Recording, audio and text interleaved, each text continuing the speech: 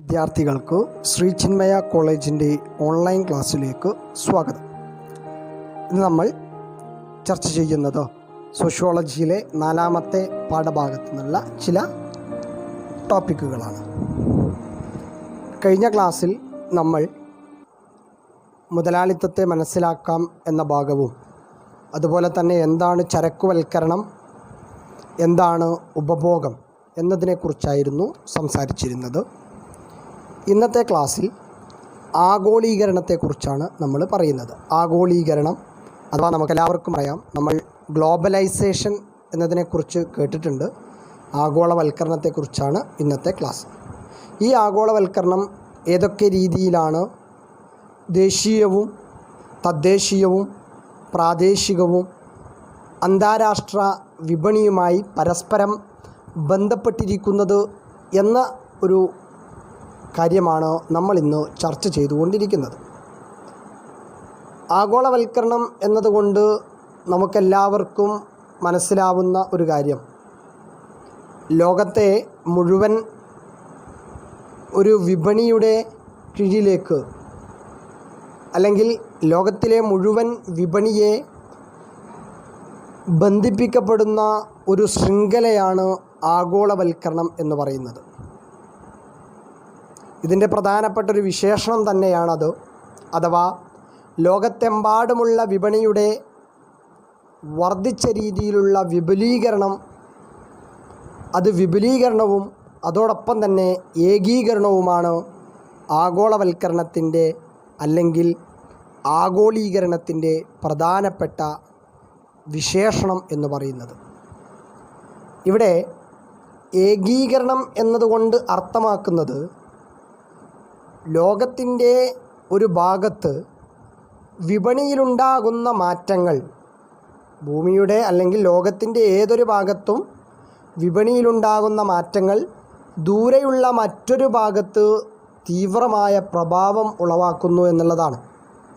അഥവാ ലോകത്തിൻ്റെ ഏതെങ്കിലും ഒരു ഭാഗത്ത് വിപണിയിൽ മാറ്റം വന്നു കഴിഞ്ഞാൽ ആ മാറ്റങ്ങളുടെ പ്രത്യാഘാതങ്ങൾ, അതിൻ്റെ പ്രഭാവം അല്ലെങ്കിൽ അതിൻ്റെ അതേ രീതിയിലുള്ള മാറ്റങ്ങൾ മറ്റു പല സ്ഥലങ്ങളിലും ഉണ്ടാകുന്നു എന്നതാണ് ഇതുകൊണ്ട് അർത്ഥമാക്കുന്നത്. ഉദാഹരണം, അമേരിക്കയിലെ സമ്പദ് വ്യവസ്ഥയിൽ മോശമാകുമ്പോൾ അത് ലോകത്തിൻ്റെ തന്നെ അല്ലെങ്കിൽ ഇന്ത്യയുടേത് അല്ലെങ്കിൽ മറ്റേതെങ്കിലും രാജ്യങ്ങളുടേതിനൊക്കെ ആ പ്രദേശങ്ങളിലൊക്കെ ഉണ്ടാകുന്ന വിപണികളിലും മാറ്റങ്ങൾ കൊണ്ടുവരുന്നതായിട്ട് നമുക്ക് കാണാൻ കഴിയുന്നു. ഇങ്ങനെ കൊണ്ടുവരാനുള്ള കാരണമെന്ന് പറയുന്നത്, അത് ആഗോളവൽക്കരണത്തിൻ്റെ ഭാഗമായി ലോകത്തിലെ മുഴുവൻ വിപണികളെയും ഏകീകരിക്കപ്പെട്ടതുകൊണ്ടാണ്. അല്ലെങ്കിൽ അവയെല്ലാം എന്തു ചെയ്യപ്പെട്ടിരിക്കുന്നു, ആഗോളവൽക്കരണത്തിൻ്റെ ഭാഗമായി ഒന്ന് മറ്റൊന്നുമായി ബന്ധപ്പെട്ടിരിക്കുന്നു എന്നതുകൊണ്ടാണ് ഇങ്ങനെ സംഭവിക്കുന്നത്. ഇപ്പം നമ്മുടെ രാജ്യത്തും ഈ സോഫ്റ്റ്വെയർ മേഖലകളിലൊക്കെ ഇന്നത്തെ കാലഘട്ടത്തിൽ വളരെ വളർച്ച നേടിക്കൊണ്ടിരിക്കുന്ന ഒരു സമയമാണ്.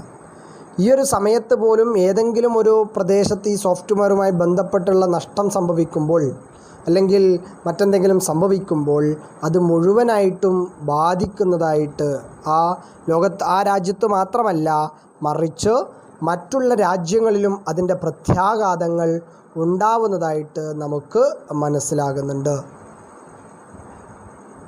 ഓക്കെ. അതുപോലെ തന്നെ ഇന്ത്യയിൽ അടിത്തറയുള്ള കമ്പനികൾ പലതും പാശ്ചാത്യ ലോകത്തെ, പ്രധാനമായും വികസിത രാജ്യങ്ങളിലെ ഉപഭോക്താക്കൾക്ക് ചെലവ് കുറഞ്ഞ സേവനങ്ങളും തൊഴിൽ ക്ഷമതയും ലഭ്യമാക്കുന്നു. ഇതും ആഗോളവൽക്കരണത്തിൻ്റെ ഒരു പ്രത്യേകതയാണ്. അതായത് ഒരു രാജ്യത്തുള്ള കമ്പനികൾ മറ്റു രാജ്യങ്ങളിൽ പോയി പ്രവർത്തിക്കാനുള്ള അനുമതികളും ആഗോളവൽക്കരണത്തിൻ്റെ ഭാഗമായി തന്നെ ഉണ്ടാകുന്നതാണ്.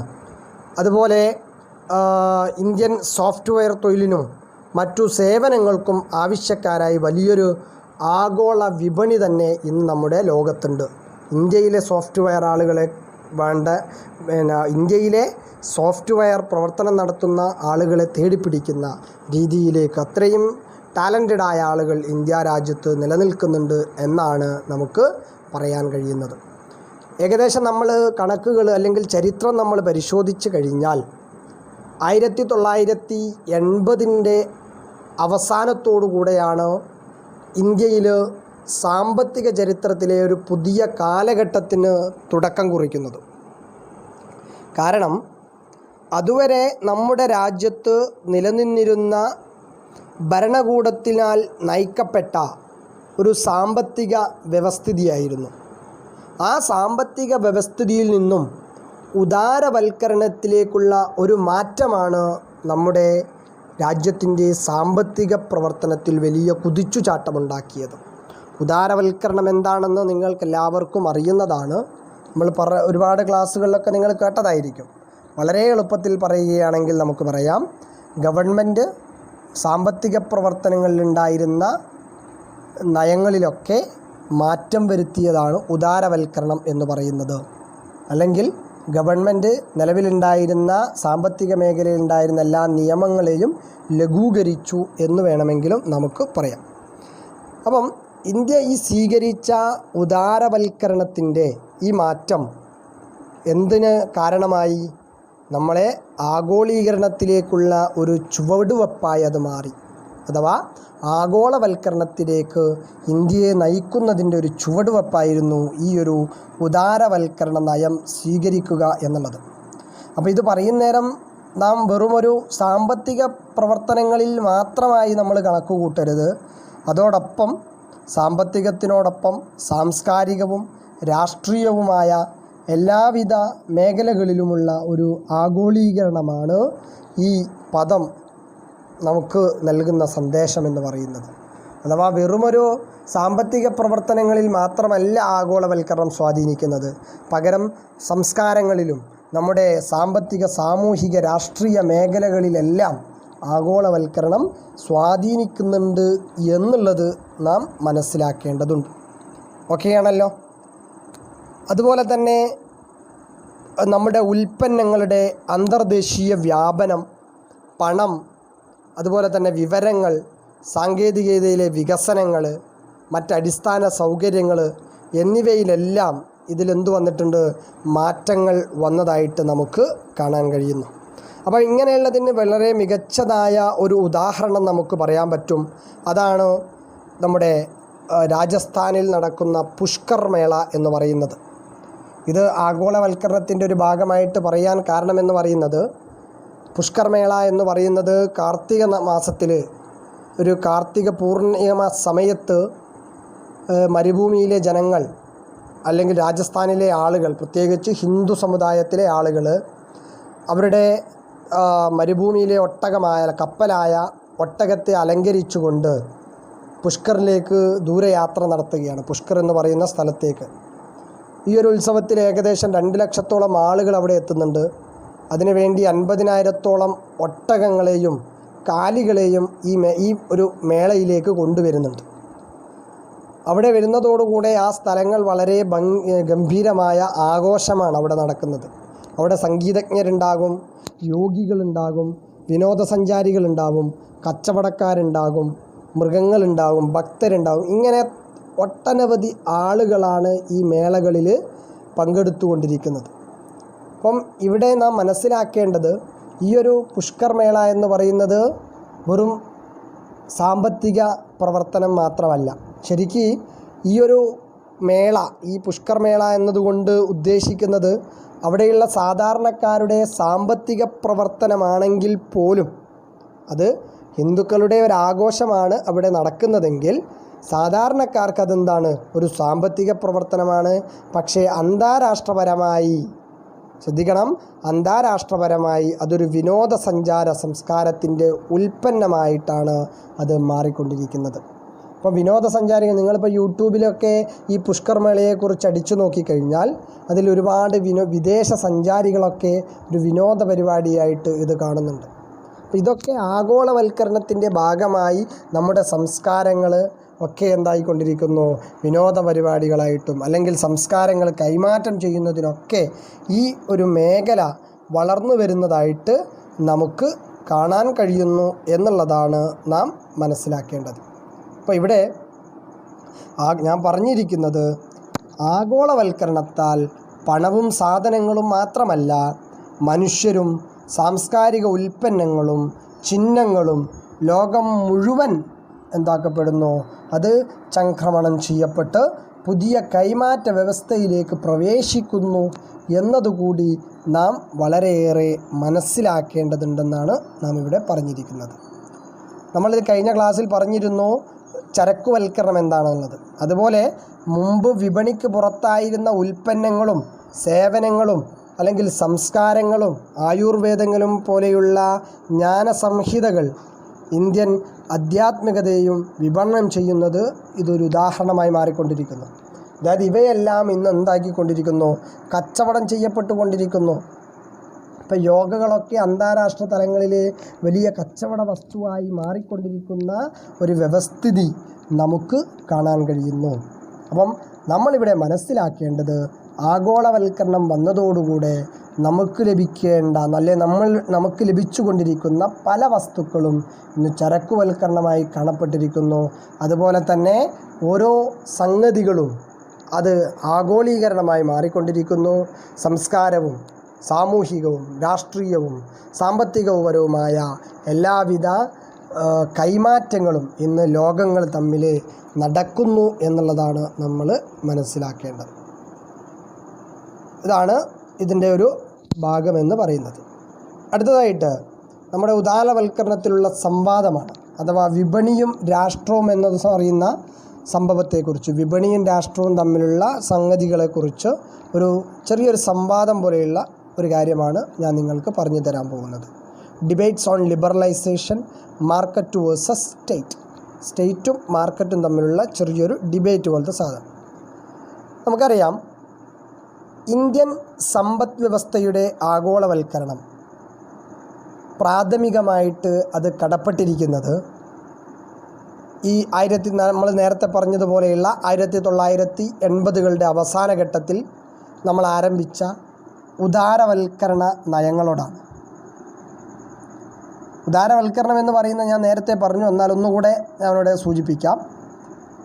പൊതുമേഖലാ സ്ഥാപനങ്ങളുടെ സ്വകാര്യവൽക്കരണം, അഥവാ സർക്കാർ ഉടമസ്ഥതയിലുള്ള കമ്പനികളെ സ്വകാര്യവൽക്കരിക്കൽ, അതുപോലെ മൂലധനം, വ്യാപാരം, തൊഴിൽ തുടങ്ങിയവയിലെ സർക്കാർ നിയന്ത്രണങ്ങൾ അയവ് വരുത്തൽ, കൂടാതെ ചുങ്കം എന്ന് വെച്ചാൽ ഇറക്കുമതി ചുങ്കം, അതുപോലെ തന്നെ കയറ്റുമതി ചുങ്കം ഉണ്ടല്ലോ, അങ്ങനെ ചുങ്കത്തിലും ഇറക്കുമതി തീരുവയിലുമൊക്കെ ഇളവുകൾ നൽകൽ, കൂടാതെ വിദേശ സഞ്ചാരങ്ങളുടെ ഇറക്കുമതി കൂടുതൽ ലളിതമാക്കൽ, കൂടാതെ വിദേശ കമ്പനികൾക്ക് ഇന്ത്യയിലെ വ്യവസായങ്ങൾ തുടങ്ങുന്നതിന് അനായാസ മാർഗങ്ങൾ അനുവദിക്കൽ തുടങ്ങിയവയുടെ ഒരു ശ്രേണി തന്നെ ഉൾക്കൊള്ളുന്നതാണ് ഈ ഉദാരവൽക്കരണം എന്ന് പറയുന്നത്. അല്ലെങ്കിൽ നമ്മളൊരു മറ്റൊരർത്ഥത്തിൽ ഇതിനെ നോക്കിക്കാണുമ്പോൾ കമ്പോളവൽക്കരണമെന്നോ അല്ലെങ്കിൽ കമ്പോളങ്ങളുടെ ഉപഭോഗമെന്നോ, അതുമല്ലെങ്കിൽ നമുക്ക് സാമൂഹികമോ രാഷ്ട്രീയമോ സാമ്പത്തികമോ ആയ പ്രശ്നപരിഹാരത്തിനായുള്ള കമ്പോളാധിഷ്ഠിത പരിണാമക്രിയ എന്നോ നമുക്കിതിനെ വിളിക്കാം. അപ്പോൾ ഒന്നുകൂടെ പറയാം, ഇത് വലിയൊരു ഉദാരവൽക്കരണം എന്ന് പറയുന്നത് നിങ്ങൾ എക്കണോമിക്സിൽ പഠിച്ചൊരു സാധനമായിരിക്കും. എന്നാലും ഇത് വളരെ കൃത്യമായി നമ്മൾ മനസ്സിലാക്കേണ്ടതുണ്ട്. ഒന്ന്, ഉദാരവൽക്കരണം എന്ന് പറയുമ്പോൾ പൊതുമേഖലാ സ്ഥാപനങ്ങളുടെ സ്വകാര്യവൽക്കരിക്കലാണ്.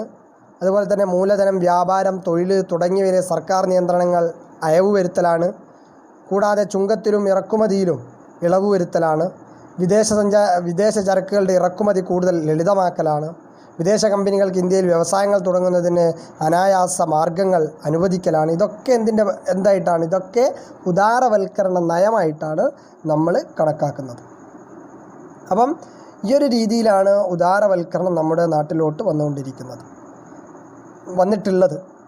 ഓക്കെ, അപ്പോൾ സാമ്പത്തിക നിയന്ത്രണങ്ങളുടെ തുടച്ചു നീക്കൽ അഥവാ ഉദാരവൽക്കരണം, അല്ലെങ്കിൽ അഥവാ നമ്മുടെ മോചനങ്ങൾ, ഈ വ്യാവസായിക സ്വകാര്യവൽക്കരണം, കൂലിയിലും വിലയിലുമുള്ള സർക്കാർ നിയന്ത്രണങ്ങൾ ഒഴിവാക്കൽ എന്നിവയും ഇതിൽ ഉൾപ്പെടുന്ന ഭാഗമാണ്. അതായത് ഉദാരവൽക്കരണത്തിൽ ഉൾപ്പെടുന്നതാണ് കൂലിയും വിലയുള്ള സർക്കാർ നിയന്ത്രണങ്ങൾ ഒഴിവാക്കുന്നത്. മനസ്സിലാകുന്നുണ്ടല്ലേ? അതായത് നമ്മുടെ കൂലികളിലും സാധനങ്ങളുടെ വിലയിലുമുള്ള നിയന്ത്രണം നേരത്തെ ഗവൺമെൻറ്റിനായിരുന്നു. അതൊക്കെ ഗവൺമെൻറ് എന്താക്കി? ഒഴിവാക്കി കളഞ്ഞു. ഇതൊക്കെ എന്തിൻ്റെ ഭാഗമാണ്? ഉദാരവൽക്കരണത്തിൻ്റെ ഭാഗമായിട്ട് നമ്മുടെ ഗവൺമെൻറ് ചെയ്ത പ്രവർത്തനങ്ങളാണ്. അപ്പോൾ സ്വകാര്യ വ്യവസായം സർക്കാർ ഉടമസ്ഥതയിലുള്ള വ്യവസായ മേഖലകളേക്കാൾ കൂടുതൽ സാമ്പത്തിക വളർച്ചയെ പരിപോഷിപ്പിക്കുകയും പ്രോത്സാഹിപ്പിക്കുകയും ചെയ്യുന്നു എന്ന് കമ്പോളവൽക്കരണത്തിൻ്റെ വക്താക്കൾ വിശ്വസിക്കുന്നു. അതുകൊണ്ടാണ് കമ്പോളവൽക്കരണത്തിൻ്റെ വക്താക്കൾ ഉദാരവൽക്കരണം നടത്തിയാൽ സ്വകാര്യ വ്യക്തികൾ സാമ്പത്തിക വളർച്ചയെ പരിപോഷിപ്പിക്കുന്നു എന്ന് മനസ്സിലാക്കിയതിൻ്റെ അടിസ്ഥാനത്തിലാണ് ശരിക്ക് നമ്മൾ എന്ത് നടപ്പിലാക്കുന്നത്? ഉദാരവൽക്കരണ പ്രവർത്തനങ്ങൾ നമ്മുടെ രാജ്യത്ത് നടപ്പിലാക്കുന്നത് എന്ന് നാം മനസ്സിലാക്കുക. അതുപോലെ തന്നെ ഉദാരവൽക്കരണ പരിപാടിയുടെ കീഴിൽ വരുത്തിയ ഈ മാറ്റങ്ങൾ സാമ്പത്തിക വളർച്ചയെ ശരിക്കും ബലവത്താക്കുകയും ഇന്ത്യൻ വിപണിയെ വിദേശ കമ്പനികൾക്ക് തുറന്നു കൊടുക്കുകയും ചെയ്തിട്ടുണ്ട്. ഇപ്പോൾ ഉദാഹരണത്തിന് നമ്മൾ പറയുകയാണെങ്കിൽ ഇന്ത്യയിൽ നിരവധി വിദേശ വാണിജ്യ മുദ്രയുള്ള ഉൽപ്പന്നങ്ങൾ ഇന്ന് വിറ്റഴിക്കപ്പെടുന്നുണ്ട്. അതുപോലെ തന്നെ വർദ്ധിച്ചു വരുന്ന വിദേശ നിക്ഷേപങ്ങൾ സാമ്പത്തിക വളർച്ചയ്ക്കും തൊഴിലിൻ്റെ അഭിവൃദ്ധിക്കും നമ്മുടെ നാട്ടിലുള്ള തൊഴിൽ വർദ്ധിക്കുന്നതിനും അത് കാരണമായിട്ടുണ്ട്. കൂടാതെ പൊതുമേഖലാ സ്ഥാപനങ്ങളുടെ സ്വകാര്യവൽക്കരണം എന്ന് വെച്ചാൽ നമ്മുടെ ഗവൺമെൻറ്റിൻ്റെ സ്ഥാപനങ്ങളൊക്കെ ഇന്ന് സ്വകാര്യ വ്യക്തികൾക്ക് വിൽക്കുന്നു അല്ലേ?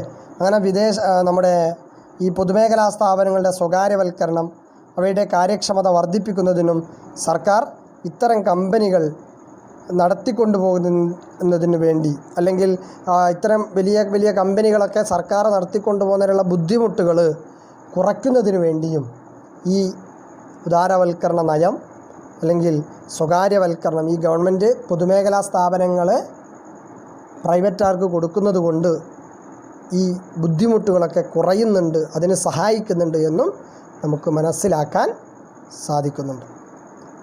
അപ്പം എങ്ങനെയായാലും ഉദാരവൽക്കരണവും ആഗോളവൽക്കരണവും ആത്യന്തികമായി ഒരു നിഷേധാത്മകമായ അഘാതമാണ്, ഒരു പ്രശ്നമാണ്, ഒരു വലിയ ഒരു സാമ്പത്തിക പ്രശ്നമാണ് ഇന്ത്യയിൽ സൃഷ്ടിക്കുക എന്നുള്ള വലിയൊരു വിഭാഗം ആളുകളും വിലയിരുത്തുന്നുണ്ട്. നമ്മൾ ഇതിൻ്റെ ഗുണങ്ങളൊക്കെ നമ്മളിപ്പോൾ പറഞ്ഞു, ഇങ്ങനെയൊക്കെ സംഭവിക്കുന്നുണ്ട്, ഗവൺമെൻറ്റിന് ലാഭം ഉണ്ടാകുന്നുണ്ട്, ബുദ്ധിമുട്ടുകളൊക്കെ ഒഴിവാകുന്നുണ്ട്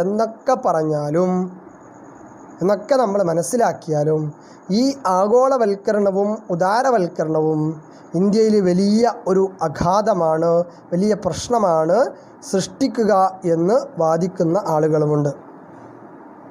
അതായത് ചെലവും അതുപോലെ തന്നെ ആദായത്തെയും നേട്ടത്തെയും അപേക്ഷിച്ച് വളരെ കൂടുതലാണ്. നമ്മുടെ ഇതിനു വേണ്ടിയുള്ള ചെലവുകളൊക്കെ, നമ്മുടെ ചെലവുകൾ ആദായത്തെയും നേട്ടത്തെയും അപേക്ഷിച്ച് വളരെ കൂടുതലാണ്. ഇന്ത്യൻ വ്യവസായത്തിൻ്റെ ചില മേഖലകളിൽ, പ്രത്യേകിച്ച് സോഫ്റ്റ്വെയർ അങ്ങനത്തെ കാര്യങ്ങളൊക്കെ, അല്ലെങ്കിൽ കാർഷിക മേഖല അല്ലേ, മത്സ്യം, പഴവർഗ്ഗം പോലെയുള്ള ഇവയൊക്കെ ആഗോള വിപണിയിൽ നേട്ടമുണ്ടാക്കാൻ സാധ്യതയുണ്ട്. ഇവക്കൊക്കെ ആഗോള വിപണിയിൽ നേട്ടം ഉണ്ടാക്കാൻ കഴിയും. എന്നാൽ മറ്റു പല മേഖലകളുണ്ട്, അതായത് മോട്ടോർ വാഹനങ്ങൾ, ഇലക്ട്രോണിക്സ്, പിന്നെ അതല്ലെങ്കിൽ എണ്ണക്കുരു പോലെയുള്ള മേഖലകൾക്ക് ഇത് നഷ്ടമായി തീരും എന്നാണ് ഈ വിഭാഗക്കാർ അവകാശപ്പെടുന്നത്.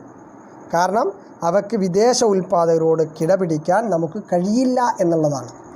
ആദ്യം നാം പറഞ്ഞ കാർഷിക മേഖലയായാലും അല്ലെങ്കിൽ സോഫ്റ്റ്വെയറിലൊക്കെ വിദേശ കമ്പനിയുമായിട്ട് നമുക്ക് എന്ത് ചെയ്യാൻ പറ്റും? ചലഞ്ച് ചെയ്യാൻ പറ്റും, മത്സരിക്കാൻ പറ്റും. പക്ഷേ ഈ പുതിയ മോട്ടോർ വാഹന വകുപ്പുകൾ, ഇലക്ട്രോണിക്സ്, എണ്ണക്കുരു പോലെയുള്ള മേഖലയുമായിട്ട് നമുക്ക് ആഗോളതലത്തിൽ മത്സരിക്കാനുള്ള ശേഷി നമുക്കില്ല എന്നുള്ളതാണ് അതിൻ്റെ കാരണമായിട്ട് നമുക്ക് പറയാൻ പറ്റും. ഓക്കെയാണല്ലോ, മനസ്സിലാകുന്നുണ്ടല്ലോ? ഇതിൻ്റെ ഒരു ഉദാഹരണമായി നമ്മൾ പറയുമ്പോൾ ഇന്ത്യൻ കർഷകർ മറ്റു രാജ്യങ്ങളിലെ കർഷകരിൽ നിന്നുള്ള മത്സരത്തെക്കുറിച്ച് അറിവുള്ളവരായിരുന്നു. അതിൻ്റെ കാരണമായി നമ്മൾ പറയുന്നത് കാർഷിക ഉൽപ്പന്നങ്ങളുടെ ഇറക്കുമതി അനുവദനീയമാണ് എന്നതാണ്. പക്ഷേ മുമ്പ് ഇന്ത്യൻ കൃഷിയെ ആഗോള വിപണിയിൽ നിന്നും സഹായധനവും നൽകി സംരക്ഷിച്ചിരുന്ന ഒരു കാലമുണ്ടായിരുന്നു. കർഷകർക്ക് നിശ്ചിത വരുമാനം ഉറപ്പിക്കാനും ഈ സഹായ വില എന്തായിട്ടുണ്ട്? കാരണമായിരുന്നു. എന്തുകൊണ്ടാണ് അങ്ങനെ പറയാൻ കാരണം?